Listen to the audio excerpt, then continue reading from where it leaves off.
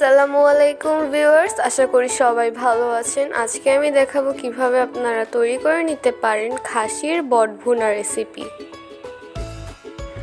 আমি 1 কেজি পরিমাণে খাসির বট ভালোভাবে পরিষ্কার করে গরম পানি দিয়ে ধুয়ে নিয়েছি।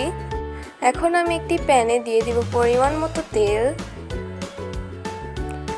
তারপর দিয়ে দিব একটি তেজপাতা, কয়েকটি দারচিনি, কয়েকটি এলাচ এবং কয়েকটি লবঙ্গ। সব কিছু একটু তেলে ভেজে নিব। তারপর দিয়ে দিব 1 কাপ পরিমাণ পেঁয়াজ কুচি। সব কিছু একসাথে আমি নেড়ে চেড়ে তেলে ভেজে নিচ্ছি।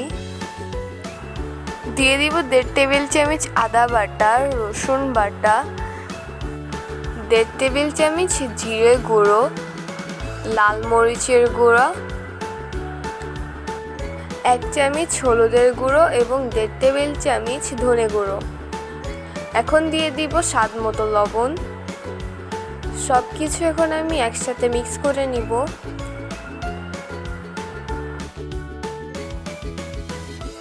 এখন আমি দিয়ে দিব কিছুটা পরিমাণে পানি। সব কিছু আমি আবার ভালো করে মিক্স করে নিচ্ছি। এখন আমি দিয়ে দিব খাসির বটগুলো। সব কিছু একসাথে নেড়ে চেড়ে মিক্স করে নিচ্ছি।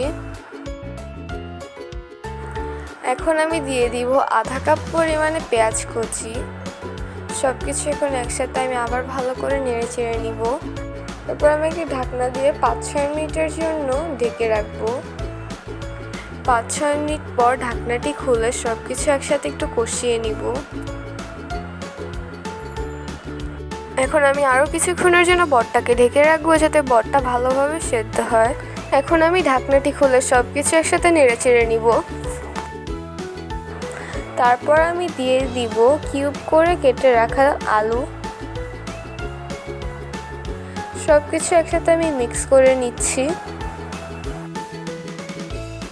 এখন আমি 2-3 মিনিটের জন্য ঢাকনা দিয়ে ঢেকে রাখবো। আমি এখন ঢাকনাটি খুলে সব কিছু একসাথে নেড়ে চেড়ে নিব। এরপর আমি দিয়ে দিব 2 কাপ পরিমাণে পানি।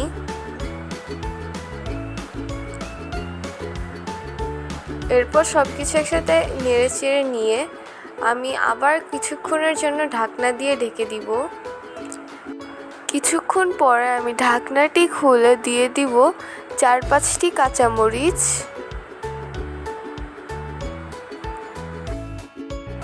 দিয়ে দিব 1 চা চামচ ভাজা জিরে গুঁড়ো। একসাথে সব কিছু এখন আমি মিক্স করে নিব। এই মুহূর্তে আমার বটটি তৈরি হয়ে গিয়েছে। আপনারা চাইলে ঘরে বসে খুবই মজাদার এই বট ভুনা রেসিপিটি তৈরি করে নিতে পারেন। যদি আজকের ভিডিও ভালো লেগে থাকে তাহলে লাইক, কমেন্ট এবং শেয়ার করবেন এবং চ্যানেলে নতুন হয়ে থাকলে সাবস্ক্রাইব করবেন। আল্লাহ হাফেজ।